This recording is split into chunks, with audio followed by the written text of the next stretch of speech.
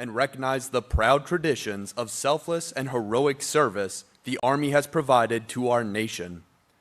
The hosts for today's ceremony are the Secretary of the Army, the Honorable Dan Driscoll, the Vice Chief of Staff of the Army, General Christopher Leneve, and Sergeant Major of the Army, Michael Weimer.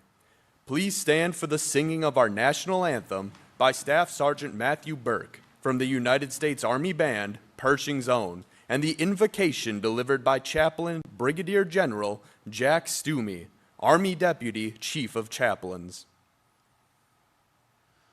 Oh, say, can you see by the dawn's early light what so proudly we hailed at the twilight's last gleaming, whose broad stripes and bright stars through the perilous fight o'er the ramparts we watched were so gallantly streaming, and the rocket's red glare, the bombs bursting in air, gave proof through the night that our flag was still there. Oh, say does that star-spangled banner yet wave o'er the land of the free and the home of the brave?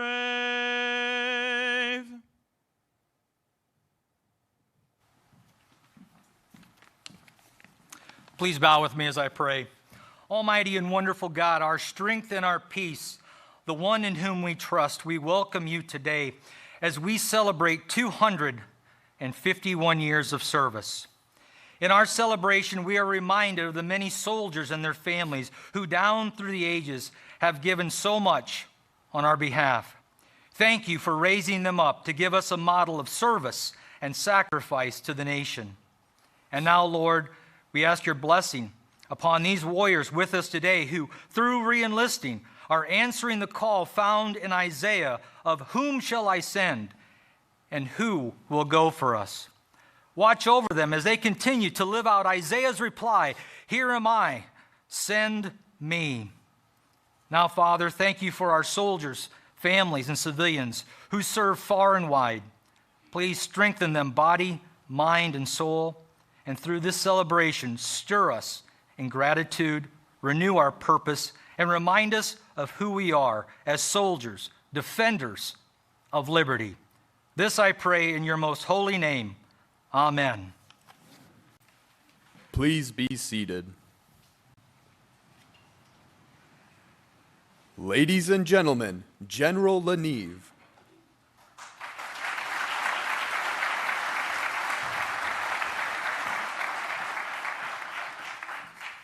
How's everybody doing? That was weak. How's everybody doing? Okay, that's a little better. That's good. Happy birthday. No.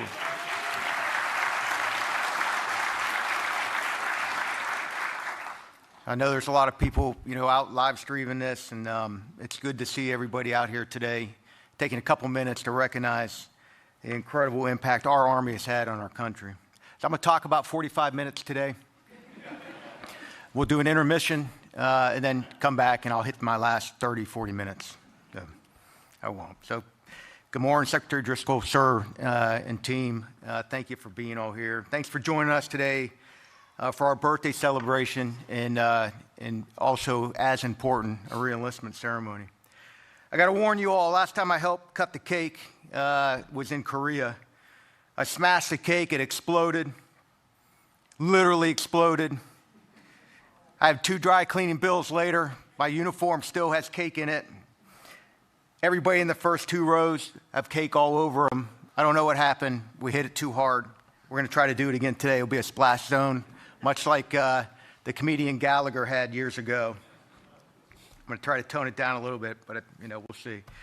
I want to begin by offering a very special welcome to the family and friends today of those that are re-enlisting. Thanks for coming, and thanks for supporting your soldier. Our beautiful bride Kim is here in the front row. In our household, we believe the Army's birthday belongs to our families just as much as our soldiers.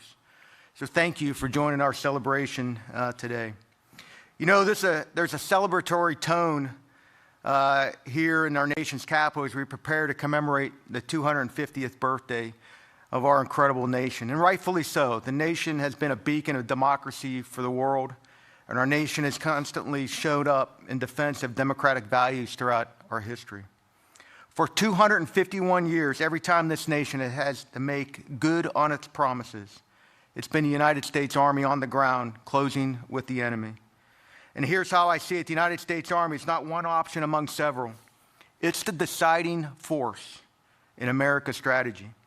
What land power does that no other form of military power can do is impose, sustain, and enforce order in physical space. An aircraft can destroy a target, a ship can deny a sea lane, but only a soldier can look a local population in the eye and credibly say, we're here, we're staying, and the future runs through us. Only a ground force can hold terrain, secure populations, disarm militias, protect humanitarian corridors, and create the conditions for whatever needs to come next. It's a privilege that the Army will always be 1 year older than our nation. That one extra year is a quiet reminder that the U.S. Army is the foundational force to the United States of America. And we will continue to serve and defend with that same level of enthusiasm and commitment with each passing year. While the Army is growing older, it's not growing stagnant. Under our Secretary, you've heard a lot about transformation, which makes sense because we're transforming at every single level. I need you to understand something about transforming in our Army, though. It's not change for change's sake. Transformation is an obligation to deliver on a promise to defend the American people. It's a contest over whether this Army, our Army, remains relevant in the next fight. And we cannot deliver on a promise to the American people without taking care of our soldiers. Because in a world of persistent rapid change, the central importance of the United States Army will always be our soldier. It's a constant. And speaking of soldiers, I'm particularly proud of re-enlisting soldiers we have in this room today. And I'd like to speak to you all for a moment. And what an incredible honor it is for me to re-enlist you. Ensuring that talented soldiers re-enlist is part of our Army legacy. Re-enlistments are a sign of trust, a covenant that we're entrusting the future of our Army to you. You're about to embark on another term of enlistment, and you know what the Army holds, and you're choosing to recommend and recommit to service. And that's a powerful statement, and we thank you for it. And as you enter in another term of enlistment, I'd ask you to pause and reflect on why you chose to serve in the first place. Reflect on your buddies and leaders who shaped you into the soldier you are today, and even take time to consider the soldier you still hope to be. Because just like the Army, we, the men and women in the uniform of the cloth of our nation, should strive to transform into the best possible soldiers for our families, our Army, and our nation. As the nation celebrates our 250th year, remember, our Declaration of Independence didn't win a thing. What actually turned those words into a nation were soldiers. Ordinary farmers and tradesmen who picked up muskets, risking their lives on the battlefields in the frozen mud at Trenton and Valley Forge. That Continental Army created this republic, and I'll celebrate that every time this week comes around. God bless our Army. God bless the soldiers that make up our Army and the families that support them. Happy birthday today. This we will defend.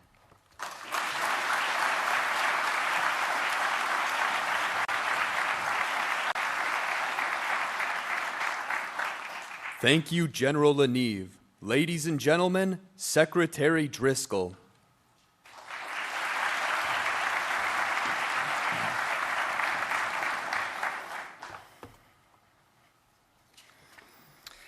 Good morning. We are here to celebrate the United States Army's 251st birthday. And I want everyone to pause and reflect on where exactly we're conducting this ceremony and why it is so very symbolic. We are cutting the cake right here in the Pentagon, the house that the United States Army built, and now home to all the services. This building is a physical manifestation of how the Army steps up every single time our nation calls, and how our Army will always solve the nation's greatest challenges. The Army built this insanely large structure in just 16 months, employing 1,000 architects and 14,000 tradesmen working 24 hours a day, 3 shifts for the entire time. It has been the world's largest low-rise building for over 80 years. Consider what we accomplished during those exact same 491 days that the building was being built, from September 11th, 1941 to January 15th, 1943. While workers were pouring concrete right here in Virginia, the Japanese attacked Pearl Harbor. And the U.S. Army immediately stood up a multi-front war across the entire globe. While the Pentagon's outer rings were being framed, the Army surged from a strength of 1.46 million to roughly 5.3 million soldiers. And just as the architects designed the Pentagon's interior courtyard, the Army went on the offensive in November 1942 with Operation Torch in North Africa. With zero prior experience in modern amphibious warfare, the U.S. Army executed 9 separate landings simultaneously. The Army established the blueprint for every large-scale invasion that followed. But the miracle of this 16-month window wasn't just found on the battlefields or in the concrete. At the same time, the Army was unleashing strategic weapons with breakthrough technology. In June 1942, right in the middle of our Pentagon timeline, the Army officially stood up the Manhattan Engineer District. We spearheaded the Manhattan Project, coordinating and housing a nationwide scientific powerhouse. The Army built secret cities, it managed the world's top scientists, and it unlocked the power of the atom. The Army's efforts made theoretical physics a reality and fundamentally and forever changed the world. But we didn't conquer on land and in science. But we didn't just conquer on land and in science. We achieved air supremacy and built the world's largest ship fleet. During this exact same 16-month stretch, the U.S. Army Air Forces underwent the most explosive expansion in aviation history. The Army poured billions of dollars into manufacturing tens of thousands of combat aircraft, cleared hundreds of new flight lines, and trained legions of pilots and crew. The modern United States Air Force and the airline industry were born directly out of the ingenuity, the logistics, and the uniform of the United States Army. And by the end of the war, the Army operated 120,000 watercraft, the largest fleet in the world by hull count. Think of the sheer scope and scale of what the Army accomplished across land, sea, and air in such a short time. But we didn't do it alone. We did it by forging an unbreakable partnership with American industry. We did it by turning the full weight of the American economy into the arsenal of democracy. But most importantly, we did it because when the nation faced an impossible task, it turned to the United States Army. Being prepared to answer that call is our sacred duty.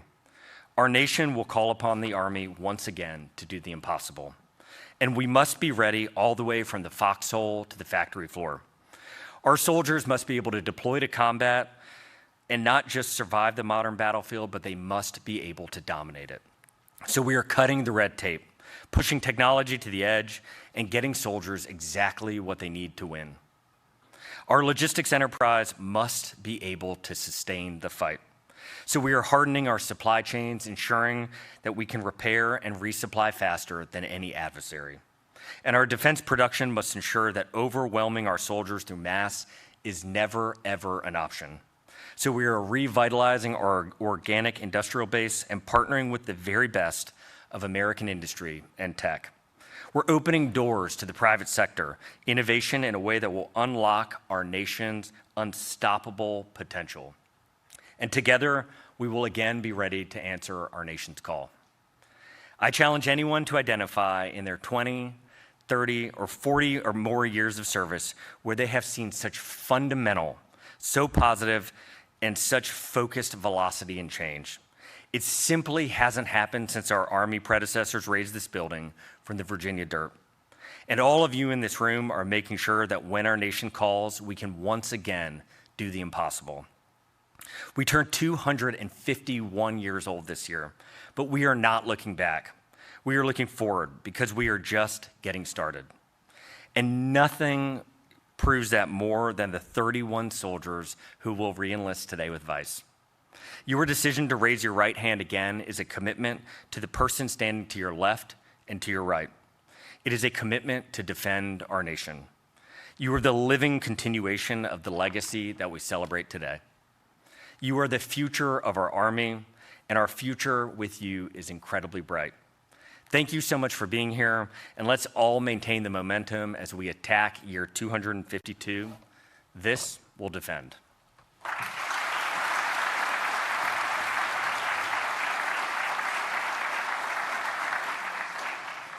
Thank you, Secretary Driscoll. For 251 years, we've answered the nation's call.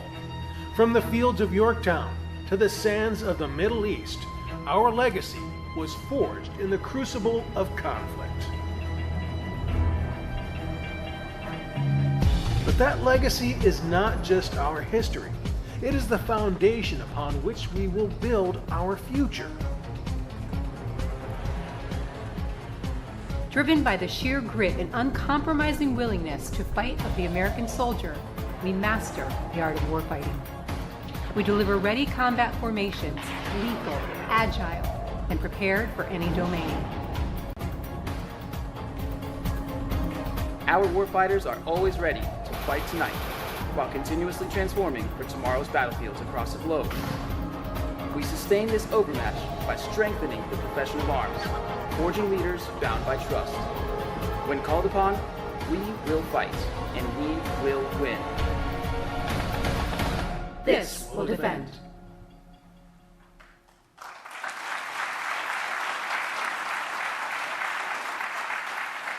Ladies and gentlemen, General Leneve will join on stage to re-enlist soldiers from all components of the Army.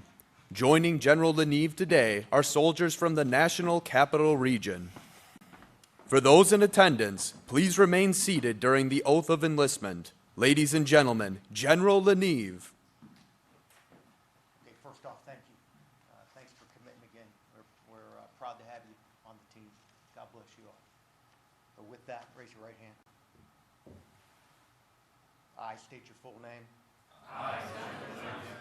Do solemnly swear. Do solemnly swear. That I will support and defend. That I will support and defend. The Constitution of the United States. The Constitution of the United States. Against all enemies. Against all enemies. Foreign and domestic. Foreign and domestic. And that I will bear true faith. That I will bear true faith. And allegiance to the same. And allegiance to the same. And that I will obey the orders. And I will obey the orders. Of the President of the United States. Of the President of the United States. And the orders of the officers appointed over me. And the orders of the officers appointed over me. According to the regulations. According to the regulations. And uniform code. And the uniform code. Of military justice. Of military justice. So help me God. So help me God. Congratulations.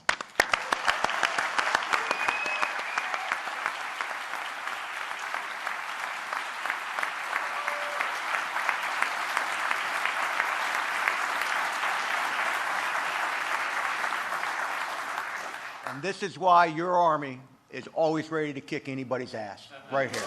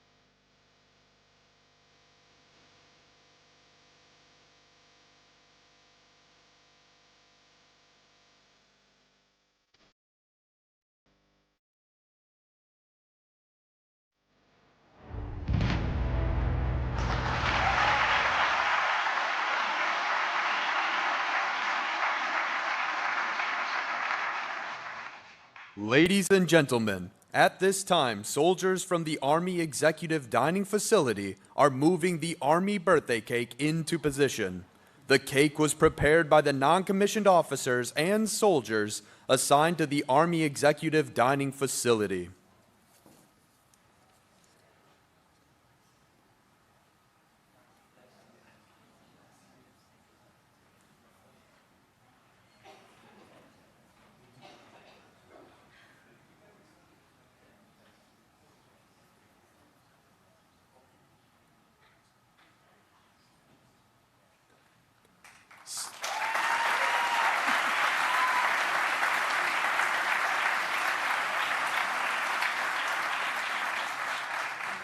Secretary Driscoll, General Leneve, and Sergeant Major Weimer, please take your positions for the cake cutting.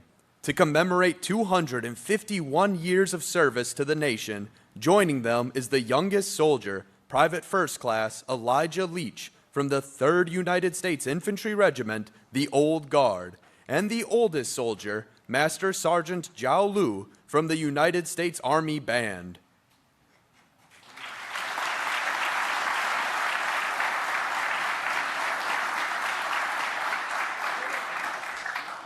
Ladies and gentlemen, please join Sergeant Burke in singing Happy Birthday to the U.S. Army.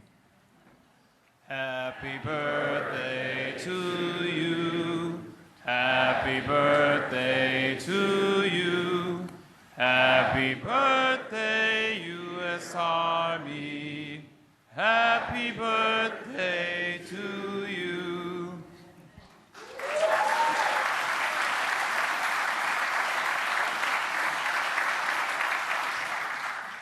At this time, Sergeant Caden Cheadle from the 3rd United States Infantry Regiment, the Old Guard, will present the sword to the Sergeant Major of the Army.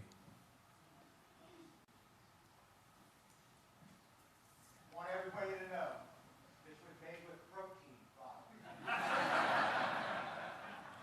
Ladies and gentlemen, the official party will cut the Army birthday cake to commemorate 251 years of service to the nation. Participants, are you ready? 3, 2, 1, cut the cake!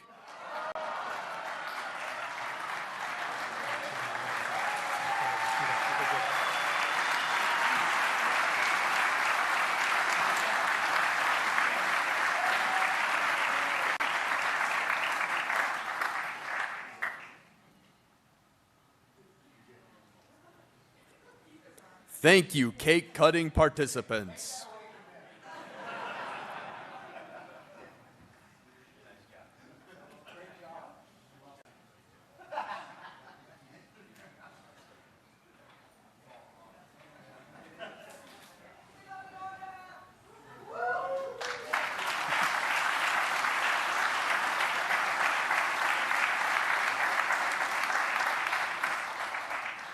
Ladies and gentlemen, please stand and join in the singing of the Army song. The words to the Army song can be found in your program. March along, sing a song with the army of the free.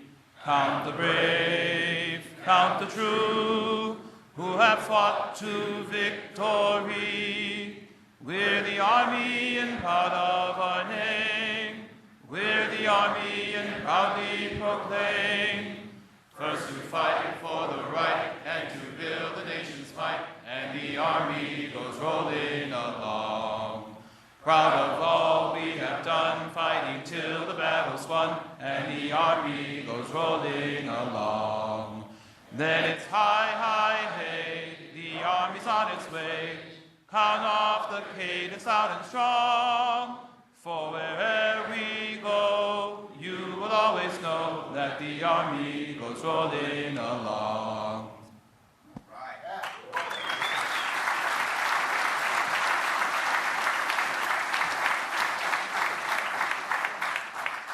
This concludes today's ceremony. The Army Executive Dining Facility will hand out pieces of the cake outside of the auditorium in the hallway. Thank you, and happy birthday, Army. The re-enlistees will now have a group photo with the official party on stage, followed by a receiving line on the floor.